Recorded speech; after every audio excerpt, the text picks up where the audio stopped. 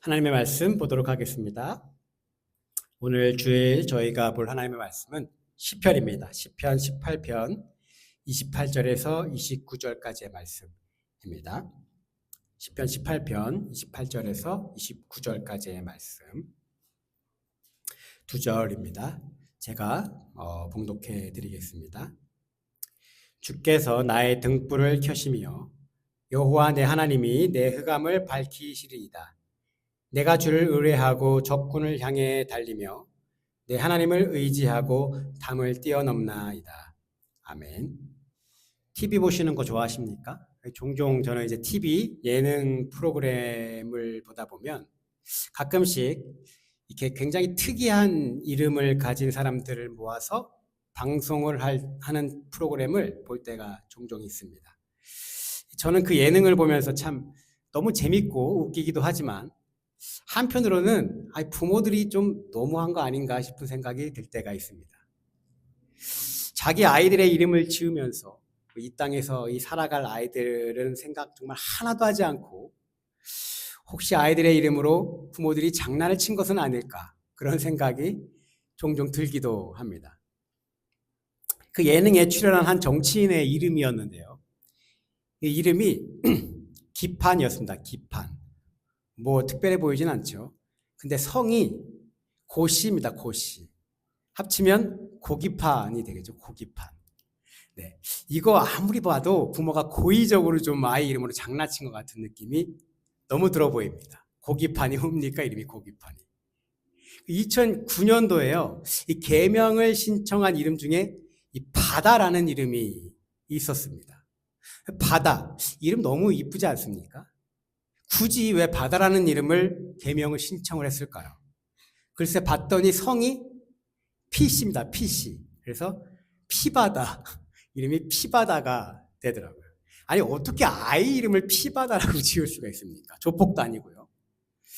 그리고 그 똑같은 예능 프로에 출연한 한 아주머니의 이름이 태자였습니다. 태자. 그렇게 뭐 특별하진 않죠. 태자. 그런데 성이 여씨입니다. 여씨. 그래서 붙여서 이름을 부르면 여태자가 됩니다. 여태자. 그래서 종종 여론조사를 위한 전화라도 오면 그분들이 이렇게 얘기한다는 겁니다. 여태자십니까? 여태자십니까? 계속 일어나는 얘기죠. 평생을 이제 좀 그만 일어나라고 여태 자고 있냐고 놀림을 받으며 살았다고 합니다. 이 특이한 이름을 가진 아이는요, 그 이름으로 인해서 평생을 놀림을 받기도 하고 불편하고 조금 힘든 삶을 살아가게 되죠. 그래서 아이들의 이름을 지을 때는 정말 고민을 많이 하고 신중해야 한다 이렇게 저는 생각합니다. 저도요, 저희 아이들 둘이 있지 않습니까? 이 둘의 아이들의 이름을 지을 때 좀 많이 고민을 했던 그 기억이 있습니다. 특히 영어 이름을 지을 때 저는 고심을 좀 많이 했던 것 같습니다. 그 첫째, 우리 딸은 예은이죠. 예은. 말 그대로 그냥 예수님의 은혜입니다. 이름 정하는데 어렵지 않았어요. 그런데 이 한글 이름을 이렇게 짓고 영어로 이 의미가 담긴 이름을 짓고 싶어서 찾아보니 그 대다수가 그레이스라는 이름을 쓰더라고요. 그런데 이게 굉장히 자연스러운 건데 이상하게 저는 그 당시에 그레이스라고 이름을 짓고 싶지 않았습니다. 그 이유가 있었는데요. 왜냐하면 그 당시 교회에, 한국 교회에 한 40대, 50대, 60대 정도 되는 여자 집사님들이나 권사님들, 특히 한국에서 이민 오신 분들의 영어 이름이 대다수가 그레이스였기 때문이었습니다.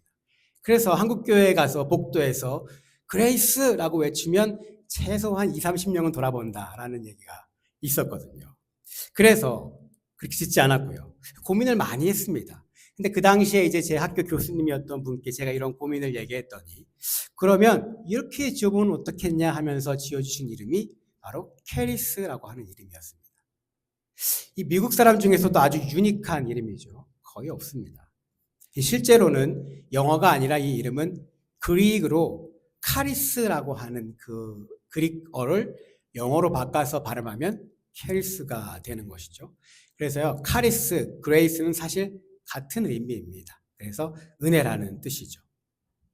그리고 둘째, 서준이요. 한글 이름은 정말 별 생각 없이 지었습니다. 지금 생각하면 참 웃겨요. 그 당시에 굉장히 인기 있었던 배우가 하나 있었어요. 서강준이라고. 혹시 아시는 분들 있나 모르겠는데. 서강준이 TV에 나오는데 너무 잘생기고 매력 있어 보이는 겁니다. 그래서 그러면 우리 아들 이름은 강준이라고 지긴 좀 그러니까 서와 준을 띄어서 서준이라고 짓자. 이렇게 둘이 합의를 봐서 너무 간단하게 지었습니다. 그런데 영어 이름을 지을 때는 제가 조금 더 진지하게 고민을 했던 것 같습니다. 서준이 영어 이름은 꼭 성경에 나오는 인물로 하고 싶었거든요. 그래서 결심을 그렇게 하고 이름을 선택을 하는 과정에서 가장 중점을 두었던 것 중에 하나가 바로 성경 인물들 중에서 가장 흠이 없어 보이는 인물, 가장 실수를 안 한 인물을 찾자였습니다. 그런데 성경 인물을 아무리 찾고 찾아도 흠이 있는 인물이 없는 겁니다. 당대의 의인이라고 불렸던 노아도, 이스라엘 백성을 이집트에서 구해낸 모세도 이 최소 한 가지씩은 다 큰 흠이 하나씩 있었죠. 그 와중에 다른 성경 인물에 비해 결코 적은 양이 기록되어 있지는 않지만 그다지 정말로 큰 흠이 없어 보이는 인물이 하나 있었는데 그 인물이 바로 여호수아였습니다. 여호수아. 그래서 서준 이름을 조슈아로 선택을 하게 되었죠. 사실 아이들의 이름을 선택하는 과정에서는요, 그 당시에 유행하던 인기 있는 이름을 선택하기도 하지만 성경에 있는 인물의 이름을 아이들의 이름으로 선택하는 경우도 많습니다. 왜 성경에 있는 인물을 아이들의 이름으로 선택하게 되나요? 그 마음에는 내 아이가 그 성경 인물처럼 되기를 바라는 마음이 있기 때문이죠. 다시 말하면 그 성경 인물이 내 아이의 롤 모델로서의 역할을 하면 좋겠다라고 하는 부모의 바람이 있는 것입니다. 여러분들도 아마 살면서 지금까지 본받고 싶은 롤 모델 한 명쯤은 아마 있었을 겁니다. 롤 모델은 역사를 빛낸 위인일 수도 있고요. 혹은 유명한 연예인일 수도 있고, 정치인일 수도 있고, 혹은 사회적으로 굉장히 성공한 사업가일 수도 있을 겁니다. 그리고 우리와 같은 신앙인들은 세상에 지명도 있는 인물보다는 이 성경의 인물 중에 자신의 롤모델을 많이 삼고 있죠. 아브라함, 이삭, 야곱, 모세, 바울 등 각자 자신의 성격에 따라 이 닮고 싶은 인물을 선택하고 본받고 싶은 인물들을 선택하며 그 사람의 모습을 따라가고자 이렇게 살아갑니다. 그렇다면 여러분의 기억을 한번 더듬어 보았을 때 여러분이 롤 모델을 선택하는 그 가장 큰 기준은 어디에 있었습니까? 이 사람들은 왜 유명한 연예인과 정치인들을 롤 모델로 선택할까요? 왜 성공한 사업가를 롤 모델로 사람들은 선택하는 것일까요?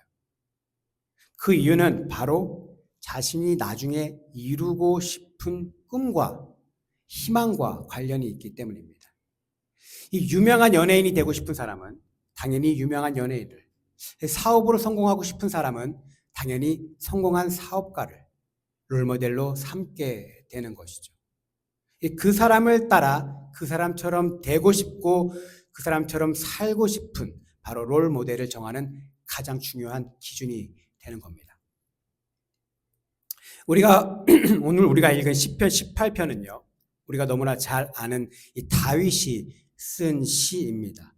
물론 모든 구약학자들이 전부 다 동의하는 것은 아니지만 일반적으로 다윗이 150편의 시편 중에 거의 절반인 대략 한 73편 정도를 기록했다라고 보고 있습니다. 또한 통합되어 있지 않은 이스라엘을 통일해서 하나의 국가로 만들었죠. 이스라엘에서 가장 위대한 왕으로 추앙받던 인물입니다. 다윗 왕 때에 이스라엘은 역사상 가장 강력한 나라였다라고 평가받죠. 이렇게 보면 사실 롤 모델로 다윗보다 좋은 사람은 없어 보입니다.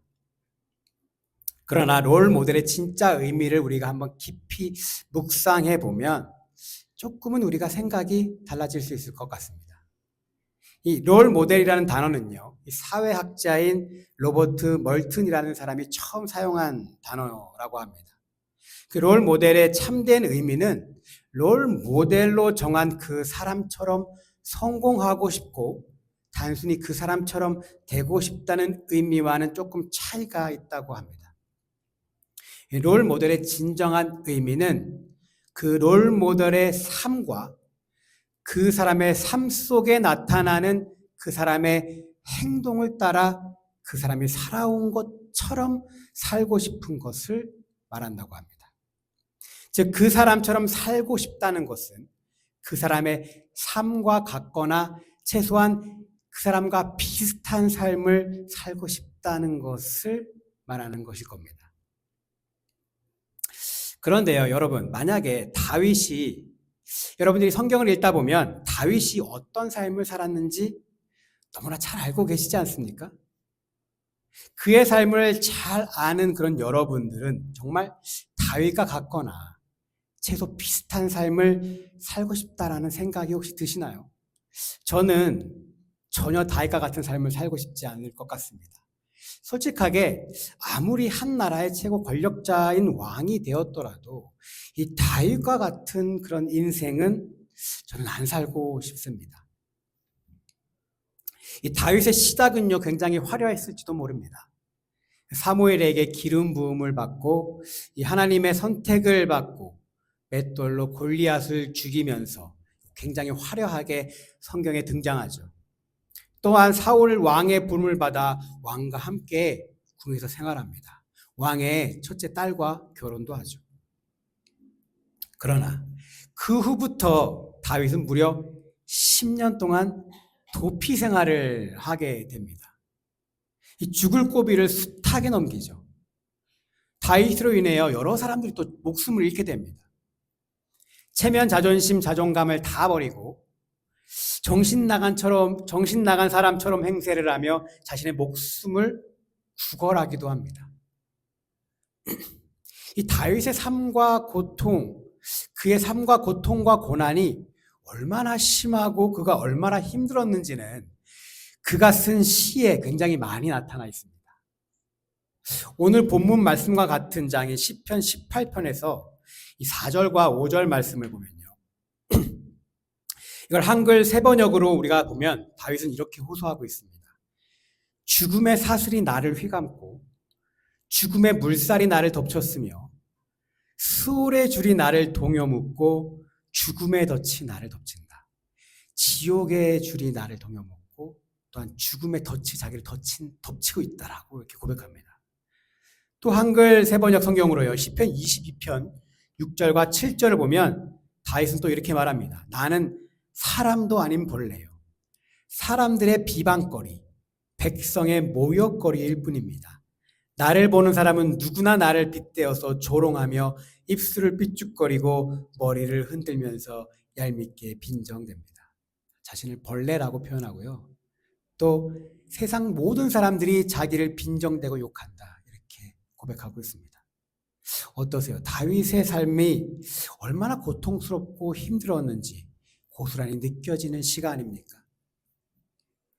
그렇다면 이 고난의 세월이 지나 왕이 된 후 다윗의 삶은 행복했습니까? 이 자신이 믿고 있던 부하, 특별히 아히도벨이라고 하는 자가 다윗을 배신하게 되죠. 그리고 심지어 자신의 아들 압살롬이 다윗을 배신해서요. 아들에게 쫓겨 다시 도망자 신세가 되고 맙니다. 믿는 사람에게 배신당한 그 배신은 어떤 것보다 굉장히 고통스럽죠.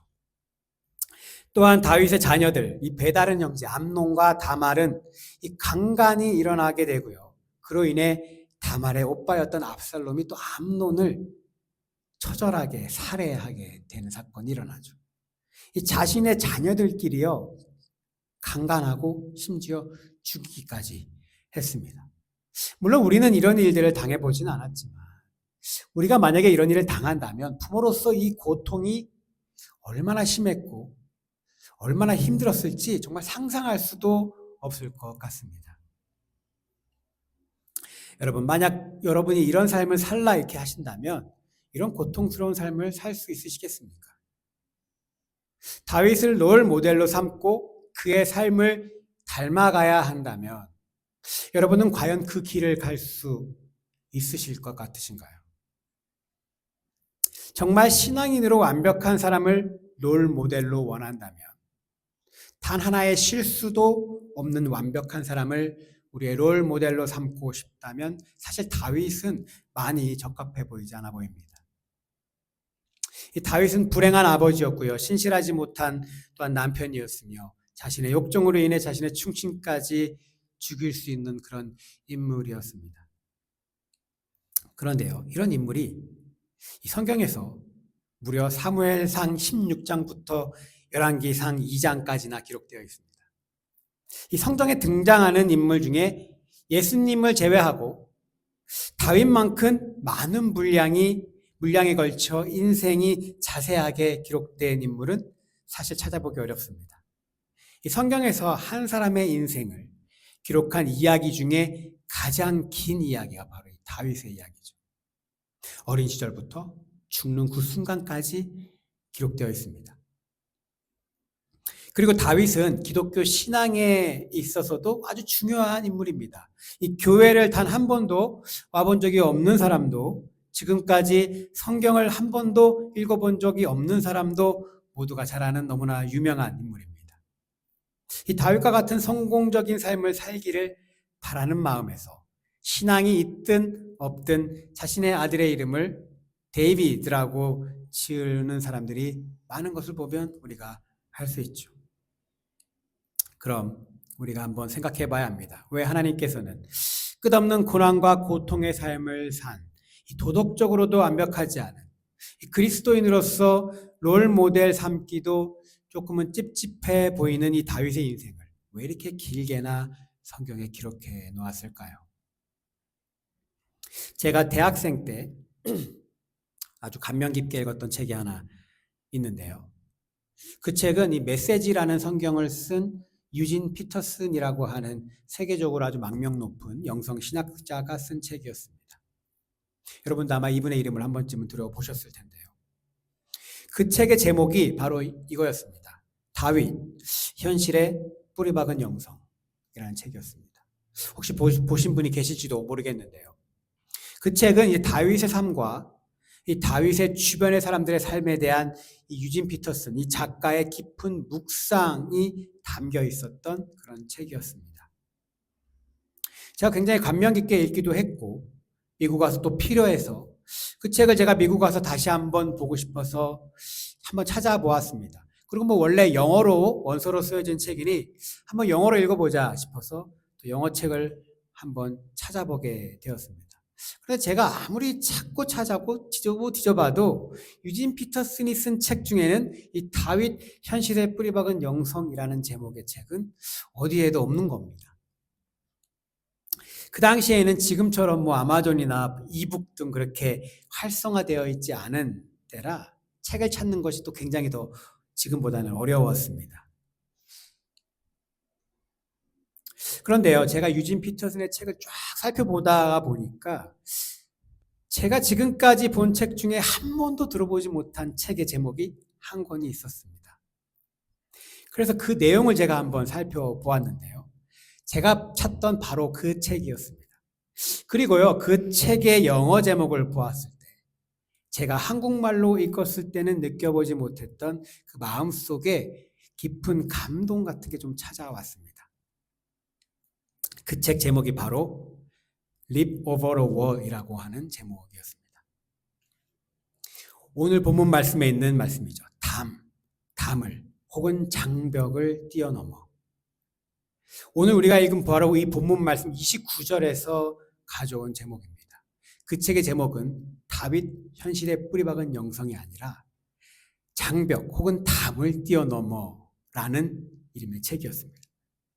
이 유진 피터슨이라고 하는 이 작가는요, 이 다윗의 삶을 깊이 묵상하고 연구하며 다윗의 인생을 이 담을 뛰어넘는 삶이었다라고 정의하고 평가했던 것입니다. 그렇습니다. 이 다윗의 삶은 수도 없는 고난과 고통, 어려움을 극복해 나가며 살아가는 그런 삶이었던 것입니다. 다윗은요, 그 어려움의 담들을 하나하나 이렇게 뛰어넘어가며 한 인간으로서, 한 신앙인으로서 조금씩 성장해 나가는 것이 무엇을 뜻하는지를 신앙인들에게 잘 보여주는 아주 중요한 인물이라는 것이죠. 성경에 나타난 다윗은요, 우리가 보면 너무나 좀 인간적입니다. 싸우기도 하고요, 기도도 열심히 하기도 하고, 한 여인을 열렬히 사랑하기도 하고, 죄를 짓고 또한 분노도 하고요, 마음씨 좋은, 때때로 마음씨 좋은 아저씨 같기도 하고, 신나면 막 춤도 추고 막 지극히 인간적인 모습을 우리에게 보여주고 있습니다. 우리의 삶 그 자체와 같을 때가 참 많아 보여요. 이 고통과 고난의 정도만 다를 뿐 우리의 삶의 모습과 별반 다르지 않다는 겁니다. 이 다윗은 우리의 삶을 너무나 잘 반영하고 있는 인물처럼 보입니다. 마치 내 삶 속에 살아있는 이야기같이 느낄 때가 많다는 것이죠. 우리 삶도 돌아보면 참 담을 넘는 그런 삶이지 않습니까? 이 담을 넘으면 또 다른 담이, 다시 이 담을 넘으면 또 다른 담이 나타나는 것.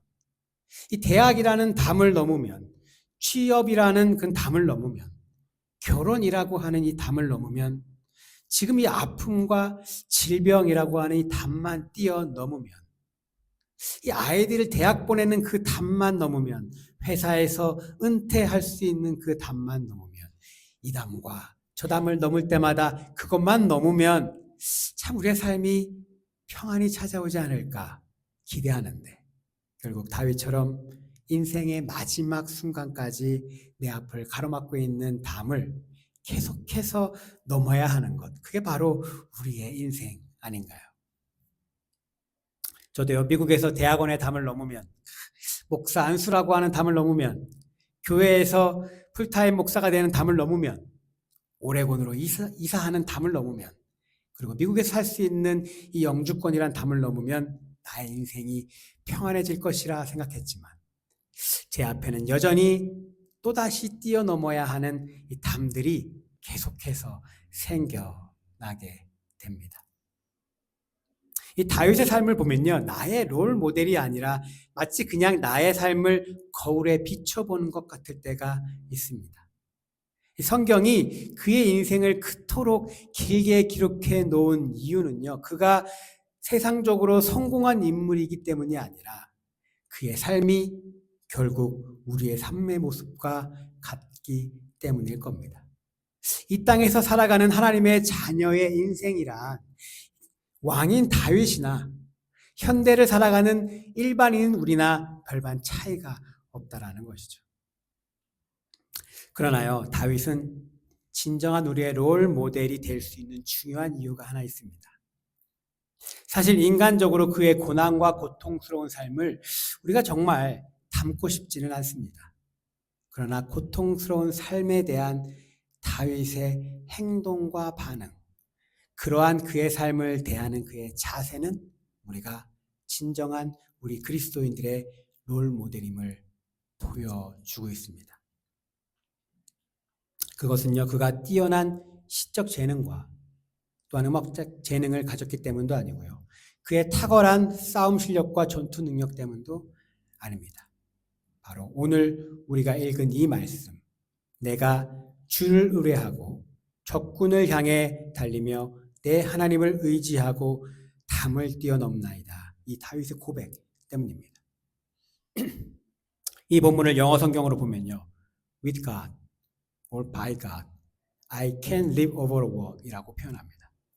이 하나님과 함께, 하나님으로 인해 내가 이 담을 넘어갈 수 있습니다 라고 고백하는 것이죠. With God I can, by God I can.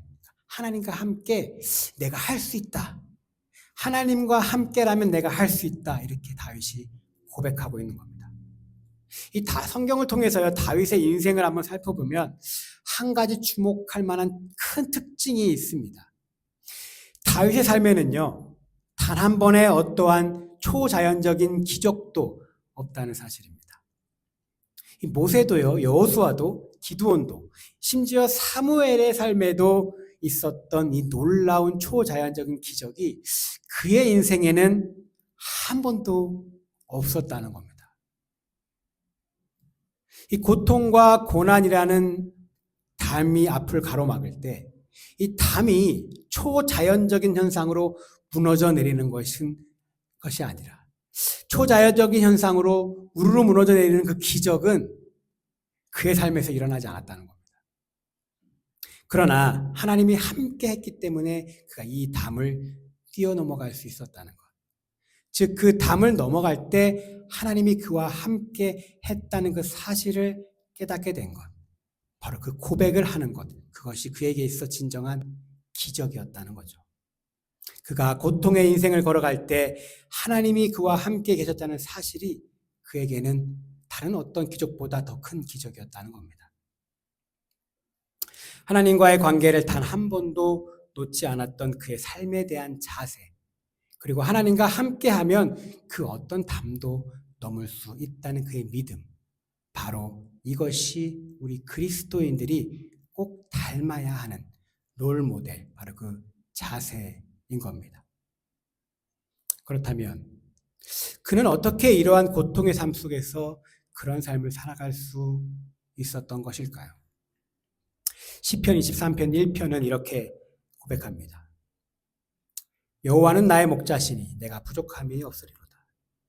이 다윗은요, 하나님이 함께할 때 목자이신 하나님이 나를 이끌어줄 때 부족함이 없어진다, 이렇게 고백하고 있는 겁니다. 이 자신은요, 늘 부족하다고 생각하는 이 다윗의 마음, 하나님이 함께할 때 이 부족함이 채워진다는 이 다윗의 그 믿음이 성경에 나와 있는 그의 삶에 대한 행동과 태도를 만들어낸 것이죠. 그래서 우리가 우리의 부족함을 인식하는 것은 전 참 중요하다고 생각합니다. 이 부족함은 우리가 하나님을 전적으로 의지하고 따를 수 있게 해주는 가장 중요한 요소 중에 하나입니다.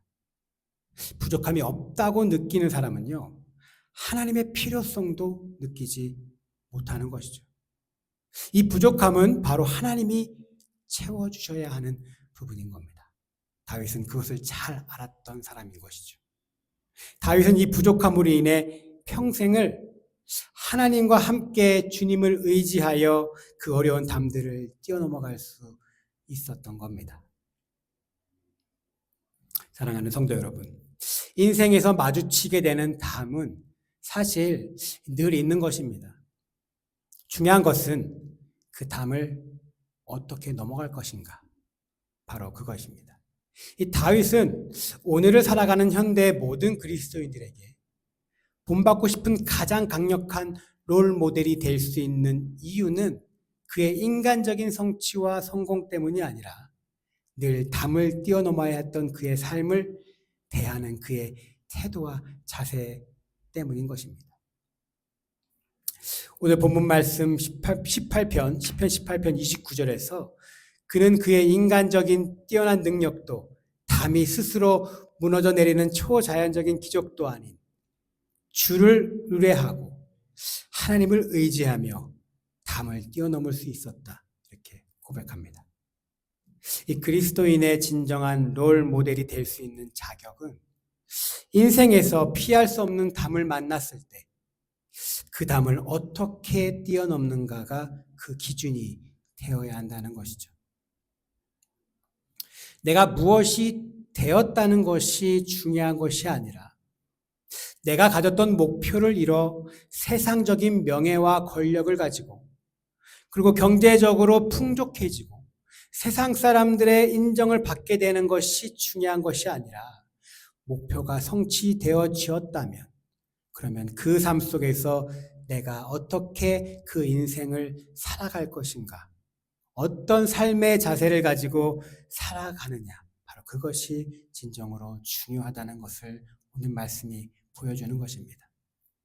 업적, 지위, 성취가 아니라 삶에 대한 태도, 자세, 그게 바로 진정한 우리의 삶의 롤 모델이 되어야 한다는 것이죠. 사랑하는 성도 여러분, 여러분은 어떤 삶에 대한 태도와 자세를 가지고 살고 계십니까? 이 담이라는 것이 여러분의 앞을 가로막고 있을 때, 과연 여러분은 하나님에 의해 초자연적으로 이 담이 사라지기를, 그런 기적을 혹시 바라며 살고 계시지는 않습니까? 아니면 내가 가지고 있는 능력으로, 내가 가지고 있는 권력으로, 돈으로, 명예로 담을 넘어가려고 하고 계시지는 않습니까? With God I can live over the wall. 주님을 의지하며 하나님과 함께하며 나는 담을 뛰어넘어갈 수 있습니다. 하나님과 함께 나는 이 담을 뛰어넘어갈 수 있습니다. 라고 오늘 말씀에서 고백한 이 다윗의 삶의 태도와 자세가 오늘 우리의 진정한 롤 모델이 되기를 주님의 이름으로 간절히 축복합니다.